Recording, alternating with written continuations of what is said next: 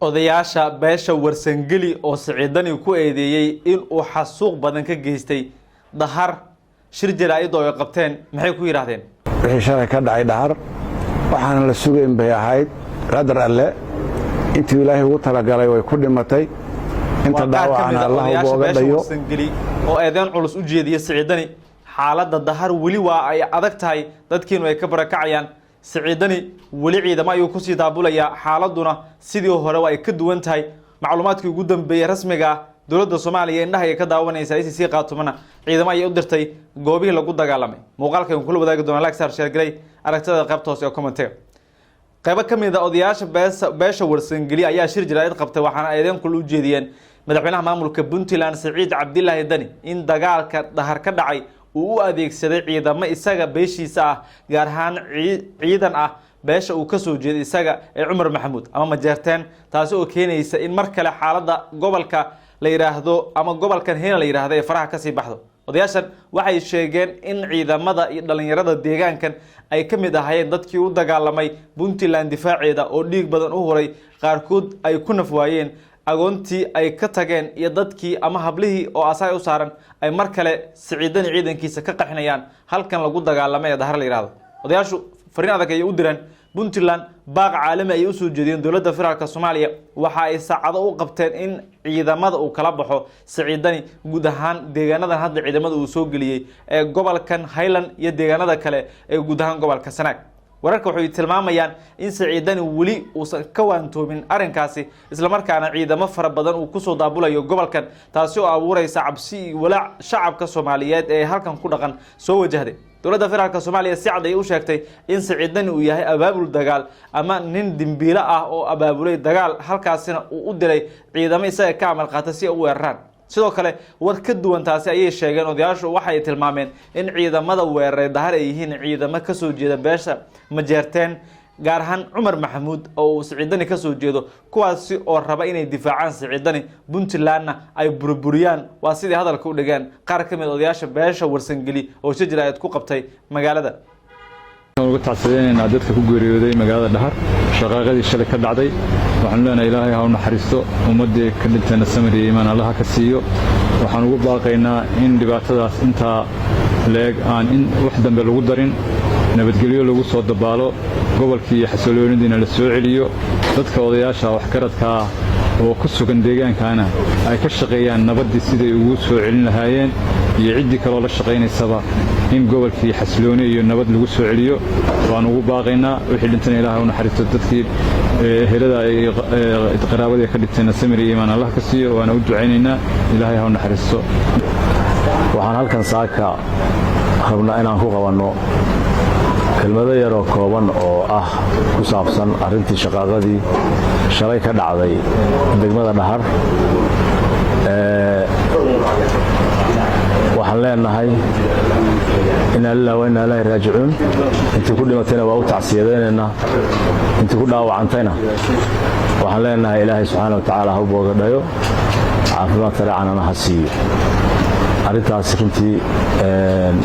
arrin wanaagsan maaha wax laga baaqsan karay bay ahayd qadarta alle waa meesheeda haddana waxaan leenahay wax dameeyay dhicin nabadgelyadana lagu dadaalo ummadii magaalada maaragtay laga qaxiyayna lagu soo cesho amnigana waxaan ku yiraahdaa inta ayaan dhibaatadu dhaafin waana ka xunnahay runtii aad iyo aad baan maaragtay insha Allah Ilaahayna waxaan tala rajeynaynaa inuu ummadaas nabadgelyo ku joogtay in nabadgelyadoodii Ilaahay subhanahu wa ta'ala u soo cesho laguna soo wada noqdo magaalada wax damana aan ka dhicin insha Allah ta'ala intaas baan runtii insha Allah aan ka hadlaynaa waan ka xunnahay wixii dhacay dadaalkeedana waa lagu jiraa inaan wax dambe dhicin waana boorinaynaa aad baan ugu boorinaynaa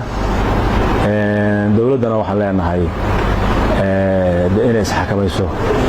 ayaa laga rabaa oo maarayso wixii maxaan ku idhaahaa yimaadaba iyada laga rabaa maaraynteeda inay wax maarayso oo isxakamayso baan iyadana ugu baaqaynaa saxaafadan waxay ku saabsan tahay insha Allah tacsi shaqaaqadii ka dhacday shalayto dhahar waxaan leenahay in la ilaaha wa inna ilayhi raaji'uun aad baan uga xunnahay wixii ka dhacay meesha waxaan ilaahay uga baryaynaa wixii dhintay Allah u naxariiso wixii bukana Allah u boogadhayo wixii intaa ka dameeyana waxaan leenahay nabadgelyada lagu dadaalo hana la xakameeyo hana loo turo shacabka iyo magaalooyinka nabadda inaan shaqaaqo la gelinay cidii markaa ishaysaa inay aqli ku taliso oo ay nabadgelyo ku shaqeyso baan ku talinayna ilaahayna laga boqo waxaan leenahay dadkii dhintay Allah u naxariisto aad baan uga xunnahay waxii damo intaa ka soo xumeeyay dhicin insha Allah dadkana ha loo turo hana laga daayo in lagu dhex dagaalamo magaalada dhexdeeda marka waxaan leenahay qoriyihii insha Allah dagaalamo in la joojiyo dagaalka oo nabadgelyo arrintan lagu dabaalo wixii jirana wada hadal lagu dhameeyo wixii aan laga tashanna dhibtaas ay leeyihiin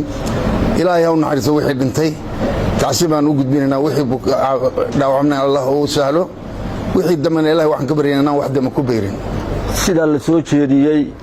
waxaan halka ka diraynaa tacsi dadkii shalay ku dhintay dhahar ee walaalaha ahaa ee dhibaatadu dhex martay waxaanu leenahay wixii dhintayna Allah u naxariisto wixii dhaawacana Allah u boogadhayo arrimahaas oo kale colaad waxay keentaa dhibaato waxa la yiri colaad wiil baa ku dhintay wiil kuma dhasho haddana waxa laga sii fakirinna dhibaatadaas ay leedahay waxayna ka maqan ma jiraan dhulkeena iyo nabada inaynu bala u soo haynana looma baahna xalay dagaal ka dhacay inta qof ku dhimatay inta dhaawaca waa la garanayaa bal wixii dhacay waa dhaceen waxa la yiri arrimaha macnaha xun ilaahay looma nisbeeyo waxa la yiraahdaa shaydaan baa ka adeegay waxaanu leenahay inna lillahi wa inna ilayhi raaji'uun dhammaan wixii dhintayna Allah u naxariisto wixii dhaawacana ilaahay ha u boogadhayo war hal la tashado baanu leenahay dunida dad baa u talin jiray waa yeela u talin jiray waa dhinteen dadka joogaana maanta inuu tashado oo la ismaqlo oo arrimaha loo kala dambeeyo oo taladu inaanay baahin dadnimo meel aanu iskaga dhufan dhibaatadaas ay leedahay marka waxaanu leenahay inna lillahi wa inna ilayhi raaji'uun ilaahay dadka ha u naxariisto waxaanu ku talinaynaa in la joojo xabadda iyo colaadda oo wixii kala maarmi waaya ay afka wada hadlaan waxaan golahan aan ka diraynaa tacsida ay simada kale ay ka tacsiyeynayeen iyo aragtida kale ay ka qabaan runtii waa dhacdo aan munaasib ahayn oo laga tashan karayay oo laga isaga imaanayay ayay ahayd laakiin hadda dhacdadan dhacday waa dhacdo aan ku haboonayn shacabka dhexdiisa maasada dhexdeeda waxaan leenahay wixii dhacay dhace inna lillahi wa inna ilayhi raaji'uun waa dad ehela oo isku mida oo dadka dhintay Allah u naxariisto wixii dhaawacmayna Allah u boogadhayo waxaan kaloo aan leenahay sidaas diinta kale ay sheegayaan wixii dambe oo dhacda oo noocan oo kale inaanay dhicin in aqligu uu taliyo oo qoriga dhuuntiisa iyo xabadda iyo iska dhicdo aanay talin waxaan leeyahay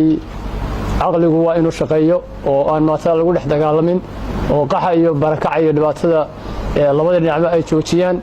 waxaan leenahay oo mar kale baan ku celinaynaa waa inaanay dhibaatada dambe oo noocan aanay dhicin taladuna in nin la dilo waxa ka horeeya oo ka fiican in ummaddu ay noolaato oo nabad ay ku noolaato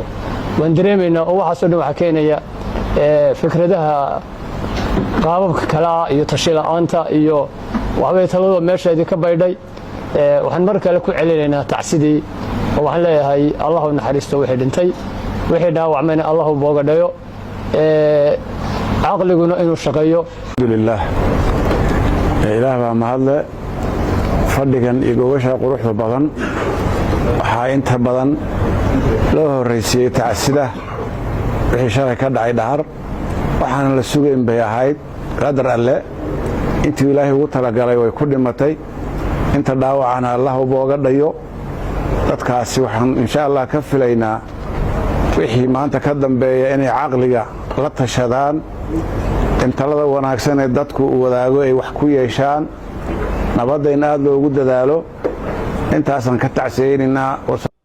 waayahay qaar ka mid a odayaashii shirka jaraa'id qabtay ay kuwaasi ahaayeen fariimo adag ayaa ka soo baxay khudbadooda ama hadalka ay jeediyeen taasi oo ku saabsan in Siciidani si cad looga soo horjeestay oo dadka gobolkan ku nool oo dhan aysan rabin gaar ahaan beesha halkan degta waxaana ay beesha warsangeli ay Siciidan u sheegtay inaysan rabitaan gooni aysan ka rabin isla markaana faraha uu kala baxo maamulka ay rabaan ay raacaan. hadda waxay isku raacsan yihiin Maaqir State laakiin waxay taageersan yihiin SSC Khaatuma oo suuragal ay tahay inay ku biiraan maamulka SSC Khaatuma. waxaa la rabaa in magaca haddii suuragal ay noqoto la bedelo 4 magac waxaa ka mid SSC Khaatuma iyo Maaqir State in la qaato taasi waxay ku cadeynaysaa in ay raali isaga yihiin oo ay israbaan. dowladda federaalka Soomaaliya waqti ayay ku bixinaysaa sidii ay u dhisi lahayd oo ay dhidibada ugu taagi lahayd maamulkan SSC Khaatuma la yiraahdo ee gobolka Sool iyo Sanaag ama labadaasi gobol ka kooban. waxaana la rabaa in marka la eego Dahar ay ka tirsan tahay nidaamka Puntland Highland marka caadiyan loo eego Soomaaliya goboladeedina waxay ka tirsan tahay gobolka Sanaag